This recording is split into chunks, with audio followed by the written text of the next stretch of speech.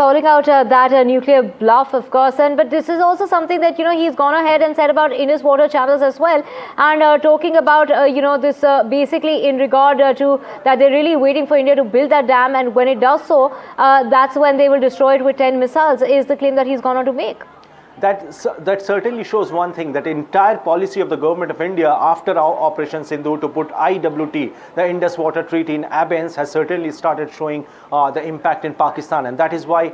their army chief also seems very rattled and then goes on to issue statements like this, that if India builds the dam, we have enough missiles, and tries to show that the Pakistan and United States have security guarantees, or it will get assistance from other countries to attack India. A flurry of reckless statements, not just about the dam, but also about how they will use nuclear weapons, and if we go down with a lot of other states and countries in the world, kind of shows the reckless attitude, the senseless or non-serious attitude when it comes to the nuclear threat. And particularly it is ironical that it came from the soil of United States, the same country which has been threatening our neighbor Iran to not develop a nuclear program over there. So Pakistan's army chief issuing that statement from US is highly condemnable, and this is exactly what the India's External Affairs Ministry has said, that it was not expected that Mr. Munir, statements were expected from him, but a nuclear threat from Pak army chief from a US soil, which is a friendly country of India, was not expected at all. Of course, this is quite a symbol that democracy does not really exist, Ghazali, in Pakistan, and it is their military which controls the country. That is how, the Ministry of External Affairs is now, reacting to this, and in fact saying that India is not going to tolerate blackmail when it comes to the blackmail that is being made by Pakistan. Even our External Affairs Minister, Dr. Jaishankar, a couple of months ago when he was there to attend a UN conference on counter-terrorism or impact of terrorism,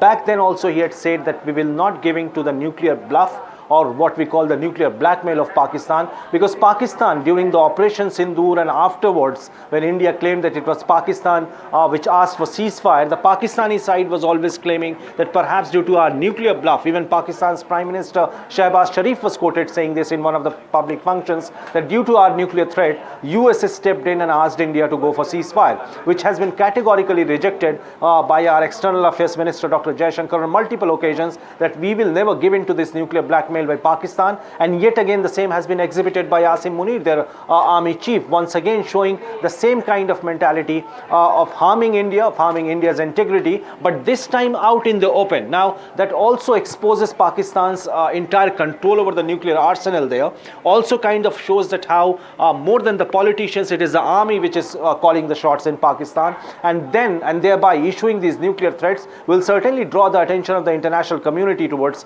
how Pakistan's establishment behaves recklessly when it comes to nuclear weapons. Right, of course, the military is hand in glove with terrorist groups, is what, of course, the Ministry of External Affairs here has gone on to say. But also, really condemning that this is being said from a country that's friendly with India, from US soil. Oh, that also shows that how US has gone soft towards Pakistan, partly because immediately days after Mr. Donald Trump became the president of United States, Pakistan also handed over a most wanted terrorist who was responsible for a bomb blast in Afghanistan in those days when US forces were operating from Afghan soil. And perhaps from that front, and now after Mr. Trump also claimed that they have found oil reserves in Pakistan and they will go and help Pakistan in sort of refining those, it appears now that US is certainly going soft on Pakistan, and strategically it helps US when it wants to operate against Afghanistan or operate against Iran. Pakistan certainly is a launch pad for those operations as far as US is concerned, and that now shows that in the span of almost 2 months we have seen Asim Munir visiting Pakistan twice. Once he visited White House here. On the second occasion, he has come to hand over the Pakistan's highest civilian award, Nishane-e-Imtiaz, to the CENTCOM chief of United States. So it shows the growing kind of relations between the two countries, and that is why Asim Munir could afford to issue such statements while being there in United States. Right, of course, this is, when we talk about other reactions coming about, take us through international reactions coming in, because the MEA has gone on to say that the international community can, basically draw its own conclusions from what has been said by Mr. Munir. So thereby India is also hinting towards IAEA, the International Association of Atomic Energy Organization, which checks on or verifies and monitors the development of nuclear weapons or maintenance of those facilities in different countries. And we have heard in the recent reports that how IAEA is expected, or officials of IAEA are expected to go to Iran to check their nuclear facilities or nuclear research centers there. In the same way, it's the responsibility of UN, IAEA and other organizations who keep monitoring these activities, nuclear weapons or nuclear enrichment facilities related activities, to at least go and also verify or keep a check on Pakistan, which can afford to issue such a statement, and not from some novice politicians. It has come from their army chief. It is very well known that what kind of influence army has over there on Pakistan's government, on the civilian establishment, and after that it certainly serves the purpose of India, because it will not appear like an allegation. Pakistan's army chief himself admitting, issuing those threats, kind of justifies what India has been saying for far many years, that it is the military